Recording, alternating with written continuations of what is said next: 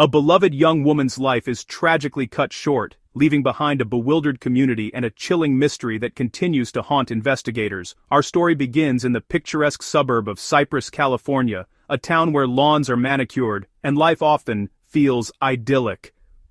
In the heart of this community lived Elaina Boussiacos, a name that still evokes warmth and sorrow in equal measure. Elaina wasn't just another face in the crowd, she was the embodiment of youthful promise. A radiant 21-year-old, she radiated an infectious energy, a zest for life that touched everyone she met. Born into a loving family, Elaina was the middle child, adored by her parents, Patty and Gus, and her siblings John and Nicole. She was a natural leader, a loyal friend, and a dedicated student at Cypress College, where she was pursuing a degree in psychology. Her dream? To work with children, to bring light into their lives, just as she did for her own family and friends. But beyond her academic pursuits, Elaina was a free spirit. She loved dancing, exploring new places, and was always up for an adventure. Her vibrant personality made her the life of every gathering, and her kindness was legendary. Everyone who knew Elaina believed she was destined for great things. This idyllic existence, however, was about to be shattered in the most brutal way imaginable. A dark cloud was gathering over Cypress, a cloud that would forever change the lives of the Boussiacos family and leave an indelible mark on the community. The date was Friday, June 14, 1991, the start of another beautiful summer weekend. For Elaina, the day began like any other. She had an early morning class at Cypress College.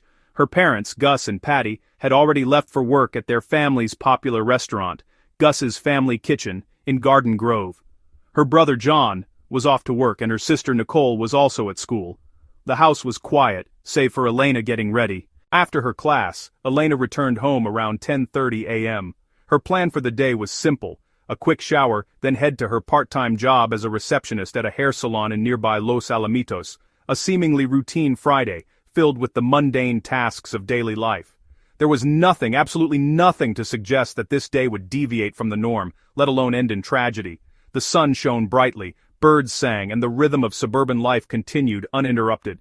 But as the clock ticked closer to noon, an unseen horror was unfolding, a sinister plot set in motion that would forever alter the Boussiacos family's reality. Later that afternoon, Gus Boussiacos, feeling unwell, decided to leave work early and head home.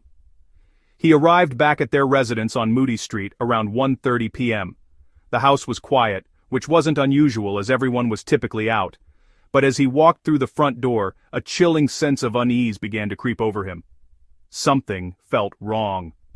He called out for Elaina, but there was no answer. He noticed a few things out of place, a purse on the floor, a few items disturbed. As he moved further into the house, the scene that greeted him, in the hallway, was one no parent should ever have to witness. There, lying tragically, was his beloved daughter, Elaina. It was immediately clear that she was gone. The world stopped for Gus Boussiacos at that very moment. His vibrant, beautiful daughter, lifeless. The shock, the horror, the utter disbelief of it all, was an unimaginable torment. The idyllic life of the Boussiacos family had been irrevocably shattered. Gus's anguished cries pierced the afternoon silence, drawing the attention of neighbors. Emergency services were immediately called, and within minutes, the tranquil street was swarming with police cars, paramedics, and investigators. The initial responders were met with a scene that spoke of senseless violence. Elaina Boussiacos was dead, and the quiet community of Cypress was about to be plunged into a nightmare. Investigators quickly secured the Boussiacos home, transforming it from a family sanctuary into a grim crime scene. What they found painted a disturbing picture. Elaina had been brutally murdered. Evidence indicated she had been sexually assaulted and then strangled. The house showed signs of a struggle. Items were overturned, suggesting a violent confrontation had taken place.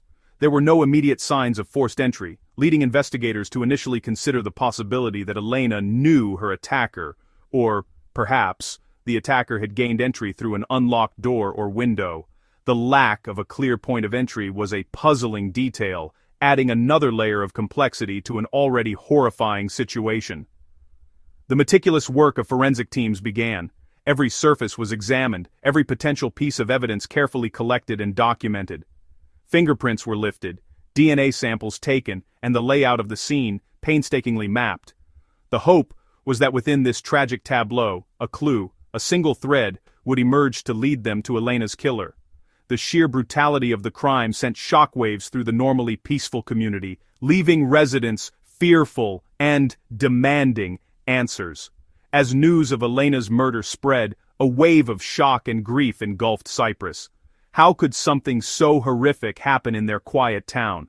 The Boussiacos family, well known and respected, found themselves at the center of an unthinkable tragedy. Friends, family, and even strangers struggled to comprehend the senseless loss of such a vibrant young woman. The Cyprus Police Department launched an immediate and intensive investigation. Detectives canvassed the neighborhood, interviewing every resident, hoping someone had seen or heard something unusual that Friday morning. They put out appeals to the public for any information, no matter how small. Flyers with Elena's smiling face were distributed throughout the community, a stark reminder of the life that had been so cruelly taken. The pressure to find Elena's killer was immense. The community rallied around the Boussiacos family, offering support, prayers, and a desperate plea for justice. Candlelight vigils were held, tears flowed freely, and a collective fear settled over Cyprus. Every unknown car, every stranger became a potential threat. The idyllic facade of their town had been irrevocably shattered, replaced by a chilling sense of vulnerability.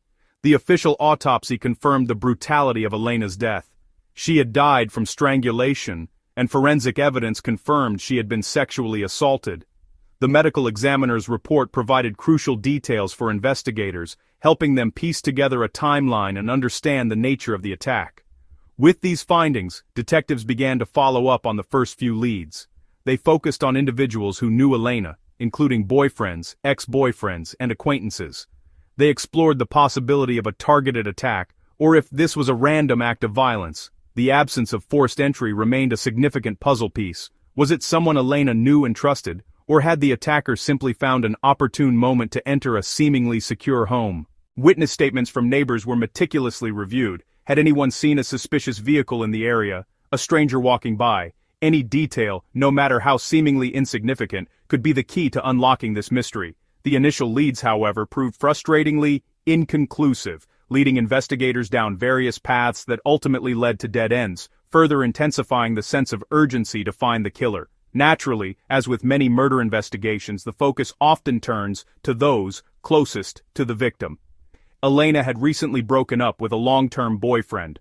While painful, the breakup was reportedly amicable, and they had remained on good terms. However, investigators couldn't rule out the possibility of a disgruntled ex-lover, someone who might have struggled to accept the end of the relationship. Detectives thoroughly questioned the ex-boyfriend, examining his alibi for the time of the murder. They looked into his background, his behavior, and any signs of possessiveness or anger. His statements were cross-referenced with other evidence and witness accounts. While he was cooperative and his alibi appeared to hold up, he remained a person of interest for a period, as is standard procedure in such cases.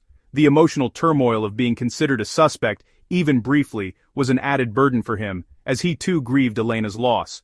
Ultimately, after extensive investigation and verification of his alibi, the ex-boyfriend was cleared of any involvement. This turn in the investigation meant going back to the drawing board, leaving detectives with fewer concrete leads and an even wider net to cast in their search for the killer. Another avenue of investigation led detectives to the hair salon where Elaina worked. As a receptionist, she interacted with numerous people daily. Could a disgruntled client, a persistent admirer, or even a co-worker be connected to her death? Investigators meticulously reviewed client lists, work schedules, and interviewed all employees. They looked for anyone who might have shown an unusual interest in Elaina, or who had a history of problematic behavior. The salon was a hub of activity, and the sheer number of people Elaina came into contact with made this a challenging line of inquiry. Every interaction, every fleeting conversation was scrutinized for a potential link. During their inquiries, investigators learned that Elaina had received a few hang-up calls at the salon in the days leading up to her murder. While this initially seemed like a minor detail, it raised questions. Were these random calls, or was someone deliberately trying to reach her, perhaps even stalking her?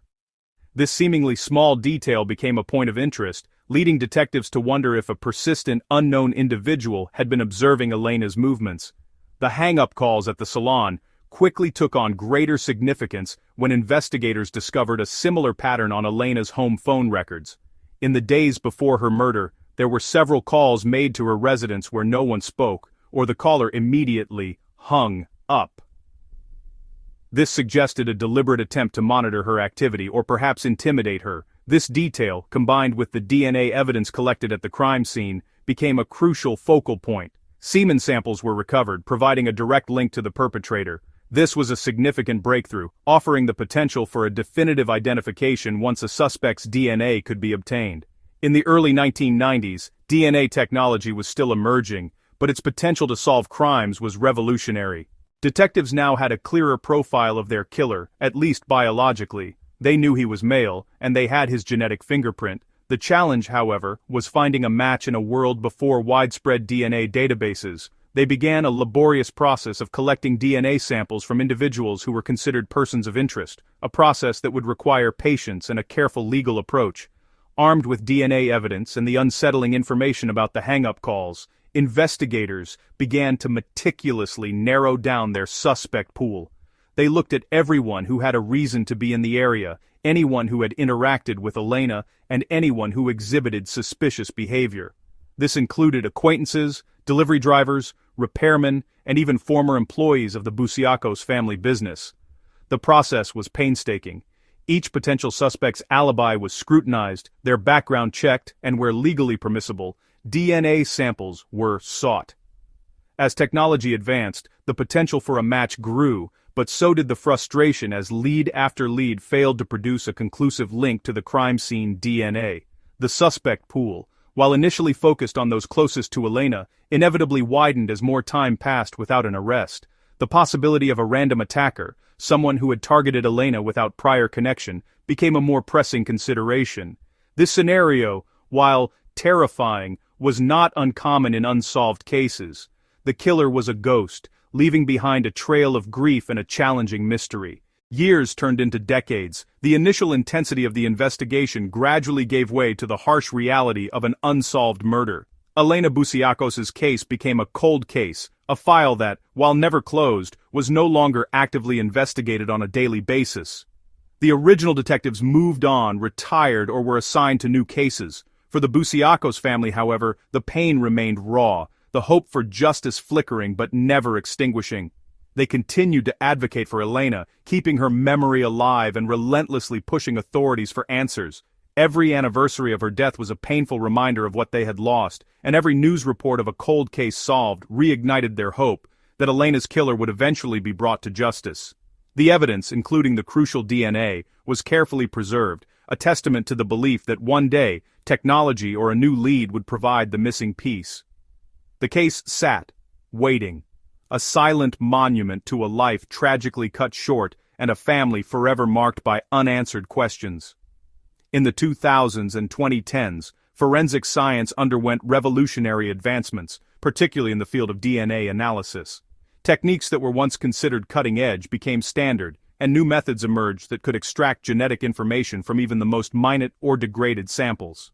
This technological leap offered renewed hope for cold cases like Elena's. Law enforcement agencies across the country began to revisit their unsolved files, submitting old evidence for reanalysis using these new, more powerful methods. The Orange County Sheriff's Department, which had taken over the Boussiacos case from Cypress PD, knew that Elena's case had crucial DNA evidence, and the time was ripe to re-examine it. With the advent of genealogical DNA databases, a new investigative tool emerged. This allowed investigators to upload crime scene DNA and search for familial matches, even distant relatives, effectively creating a family tree that could lead them to the perpetrator. This was a game-changer for cold cases, offering a path forward where traditional methods had failed. In the late 2010s, fueled by these advancements and the unwavering advocacy of the Boussiacos family, investigators from the Orange County Sheriff's Department's homicide detail revisited Elena's case with renewed vigor. The preserved DNA evidence from the crime scene was submitted for advanced analysis and uploaded to public genealogical databases. And then, the breakthrough arrived. A familial DNA match was made, pointing to a specific family tree. This wasn't an exact match to a suspect, but it provided a crucial lead, a potential family member of the killer. This allowed investigators to build a family tree, meticulously tracing lineage, looking for individuals who matched the demographic and geographic profile of a potential suspect at the time of the crime. This painstaking genealogical work eventually led them to a name: Philip Lee Hernandez. Hernandez was a local resident, known to have lived in the area around Cyprus at the time of Elaina's murder. He had a criminal history, though not directly connected to this type of violent crime. The pieces of the puzzle were finally starting to fall into place after nearly 3 decades. With Philip Lee Hernandez identified as the prime suspect, investigators began to build their case. They gathered additional evidence, cross-referenced his past activities, and obtained a search warrant to collect a DNA sample from him directly. The sample was collected, sent for analysis, and the results were conclusive. It was a definitive match to the DNA found at the crime scene in Elaina Boussiacos' home. On insert approximate date of arrest if known, otherwise say, nearly 30 years after the murder, Philip Lee Hernandez was arrested.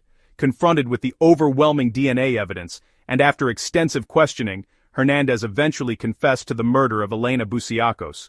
His confession, a chilling account of the events of June 14, 1991, brought a painful but long-awaited measure of truth to the Boussiacos family. The motive, as is often the case in such brutal crimes, remained somewhat unclear and senseless. Hernandez claimed to have been in the area, saw an opportunity, and acted on impulse. His confession offered some closure but could never erase the pain of Elaina's loss or the decades of unanswered questions that had haunted her family. In the wake of Philip Lee Hernandez's arrest and confession, the legal process moved forward. He was charged with the murder of Eliana Boussiacos. The Boussiacos family, after nearly 30 years of agony and uncertainty, finally saw the man responsible for their daughter's death brought to justice. While no conviction could ever bring Elaina back, it offered a profound sense of relief and validated their relentless pursuit of truth. On insert approximate date of conviction if known, otherwise say, following a legal process, Philip Lee Hernandez was convicted of Elaina's murder. He was sentenced to insert sentence if known, e.g., life in prison without the possibility of parole. The outcome of the case was a testament to the perseverance of law enforcement, the incredible advancements in forensic science, and the unwavering dedication of a family who refused to let Elaina's memory fade. Elaina Boussiacos' story is a tragic reminder of the devastating impact of violent crime, but it is also a story of hope, a testament to the fact that even the coldest cases can be solved and that justice, however long it takes, can ultimately prevail. Elaina's vibrant spirit continues to live on in the hearts of those who loved her, and her case stands as a powerful example of how modern forensic techniques can finally bring peace to families shattered by unsolved mysteries. The Golden Girl of Cyprus, California, can finally rest, knowing her killer has been held accountable.